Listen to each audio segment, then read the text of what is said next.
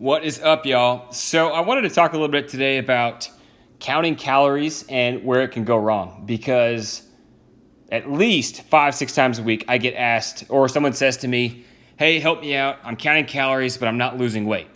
Now, what I normally say to them, and I promise you I'm not being mean, is that it's probably a user error.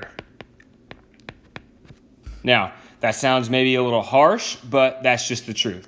The problem is we are not good at eyeballing, because a tablespoon of peanut butter to me may look like this, but in reality it should look like this. You know what I'm saying? So it's super hard to eyeball it that way. And then also the user error could be that calorie target is wrong. So there's so many calculations out there that may calculate your calories wrong. So if you take that as gospel and you use that, you very well may hit those calories, but if it's not the right amount of calories for you to be in a deficit, you're not going to lose weight. So that can be another issue. But the only problems with calorie counting aren't all user error. So another thing that can happen is that calories can be different by food preparation, so cooked or raw. So those are going to be different, so you need to make sure that you're counting that. And then also, we digest calories differently. Everybody does. I may digest 100 calories of almonds, better or worse than you. Everybody's different. I know my writing's terrible. I'm sorry. Let's see, a couple other things here that can be off. Now, food labeling. So the FDA allows, I think, 4 or 5 different ways you can label foods. And they allow up to a 20% margin of error, which is insane to me.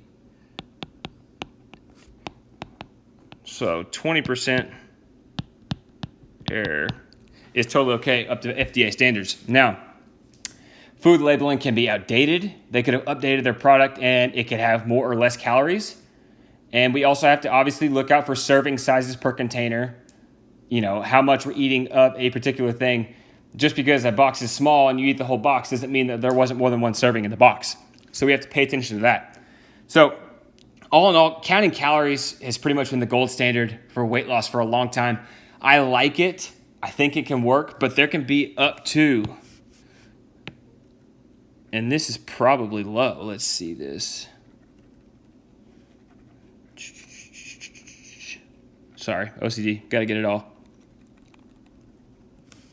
But there could be up to 25% error. And that can be on your part, that can be on food labeling part, that can be on a lot of different things. But 25%, that's a lot. And that's definitely going to be, way more than if you're 25% over your calories, you're not going to be in a deficit probably. So that's probably why you're not losing weight. I like a portion control method based on your hands from Precision Nutrition. That's kind of my favorite thing to do right now because it's easier to manage. You don't have to worry about, how many grams of something you're eating, and it seems to work better for my clients, but that's just kind of personal preference. So I'm kind of moving towards that. If you want me to send you that infographic that they made, I can.